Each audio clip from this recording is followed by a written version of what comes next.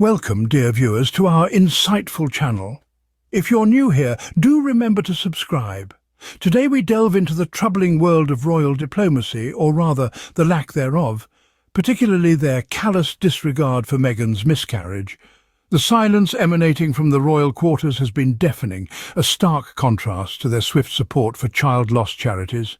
When Meghan Markle, the Duchess of Sussex, publicly shared her heart-wrenching experience of miscarriage, it was a moment of raw vulnerability, a moment that called for empathy, understanding, and, at the very least, acknowledgement from her royal in-laws.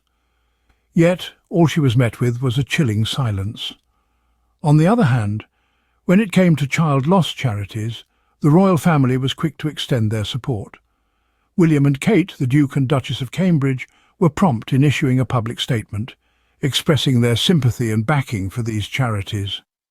This stark contrast, dear viewers, is not just baffling but also deeply troubling. It lays open the glaring double standard that seems to plague the royal family.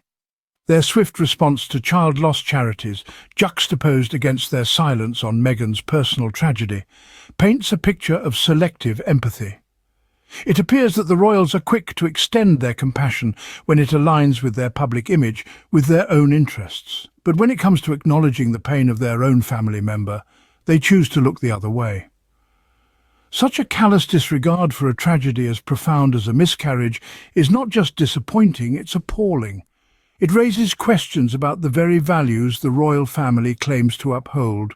It forces us to question whether their compassion is truly genuine, or merely a tool to be wielded when it serves their interests. This glaring double standard, dear viewers, exposes the royals' lack of genuine empathy and their tendency to selectively extend compassion based on their own interests. Moving forward, Meghan's mental health struggles during her first pregnancy were another heartbreaking instance where her pleas for help fell on deaf ears. In a courageous act of vulnerability, Meghan disclosed her battle with suicidal thoughts during her first pregnancy, a truth that is as chilling as it is tragic. It's a battle that millions around the globe face daily, yet it's one that remains shrouded in stigma, even in the 21st century. Now consider this. The royal family, who often champions mental health causes, remained conspicuously silent. There were no public statements of support, no rallying cries for mental health awareness, no acknowledgements of Meghan's pain.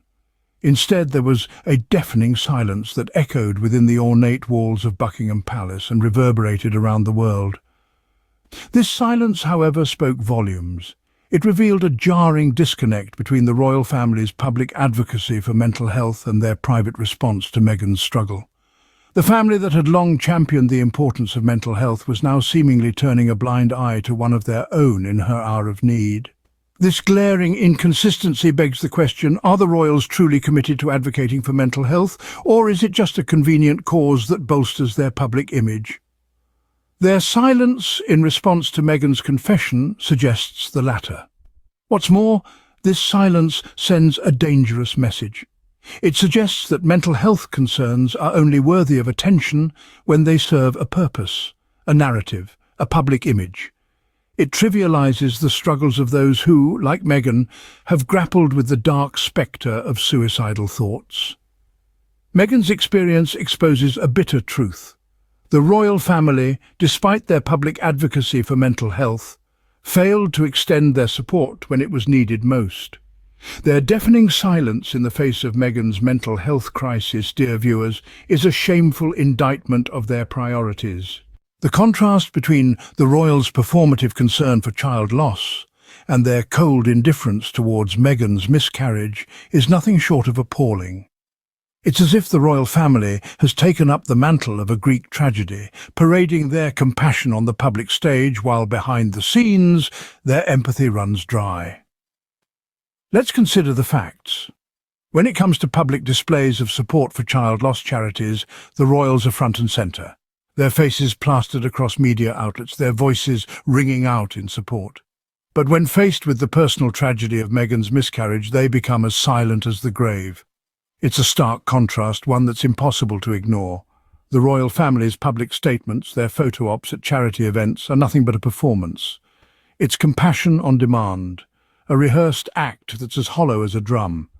Their concern for child loss, while undoubtedly important, is used as a smokescreen, a way to maintain their image while ignoring the suffering within their own ranks. And the performance doesn't end there. The royals are quick to condemn racism in the public sphere, taking a stand against bigotry and discrimination. Yet when Meghan, a woman of colour, is subjected to racist treatment, their voices fall silent once again.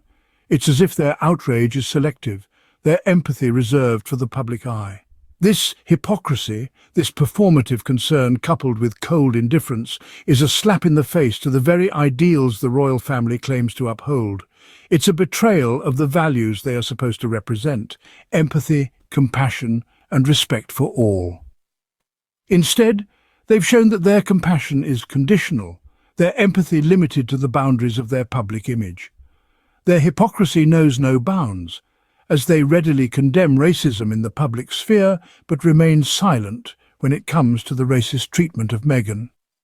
It's a disturbing reminder that beneath the glitz and glamour of the royal life lies a cold indifference that's as chilling as the winter wind. The royal family's selective outrage and lack of empathy are a stark reminder of their conditional compassion. The royal family, with their centuries-old lineage and traditions, have always portrayed an image of unity and solidarity. Yet when it comes to their own, they have demonstrated a striking absence of empathy. This selective outrage, this selective empathy, is most evident in their treatment of Meghan Markle, the Duchess of Sussex. Meghan, a biracial woman who married into the royal family, has been the target of unrelenting and often racially charged media scrutiny.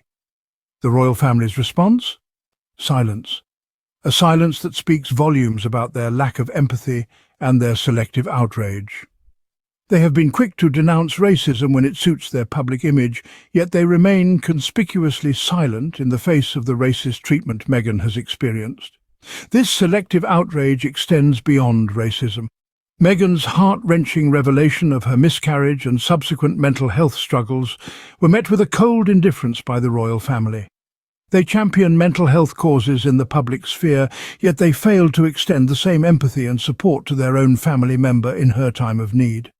This is not just a lack of empathy, this is a deliberate and calculated decision to selectively show compassion based on what aligns with their interests. It is a stark reminder of the conditional nature of their compassion, which is not extended to all equally but rather doled out based on their own convenience. It's a sad state of affairs when the royal family, who have a platform to champion compassion and empathy, choose instead to show selective outrage and a lack of empathy. It undermines the very values they claim to uphold, values of unity, respect and compassion. This selective outrage and lack of empathy are a stark reminder that the royals' compassion is conditional and self-serving, undermining the very values they claim to uphold. As we draw our discussion to a close, let's reiterate the main points. We've delved into the depths of the royal family's hypocrisy, particularly in their treatment of Meghan, Duchess of Sussex.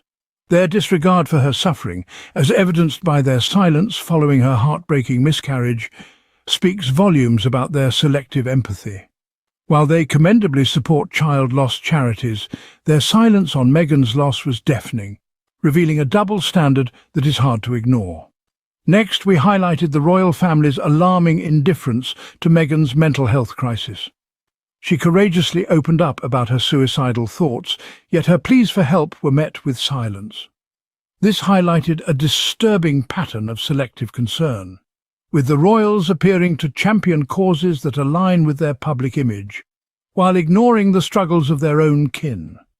We also dissected the stark contrast between the royal family's public displays of concern for societal issues and their cold indifference towards Meghan's personal struggles. This performative empathy, juxtaposed against their lack of support for Meghan, paints a disturbing picture of hypocrisy and insincerity. Finally, we touched on the royal family's selective outrage. They publicly condemn racism, yet remain silent on the racist treatment Meghan has endured. This contradiction underscores their lack of genuine empathy, casting a shadow on the values they claim to uphold. From these observations, one thing is clear. The royal family's compassion appears to be conditional and self-serving. This hypocrisy undermines their credibility and exposes a glaring disregard for the well-being of their own family members. As we part ways, let's hope for a future where empathy is not selective, where support is not conditional, and where family stands by family, regardless of public image or societal expectations. Let's strive for a world where compassion is genuine and extended to all, without exception. Thank you for joining us today, dear viewers. Remember to subscribe, like, and share our videos. Until next time, farewell.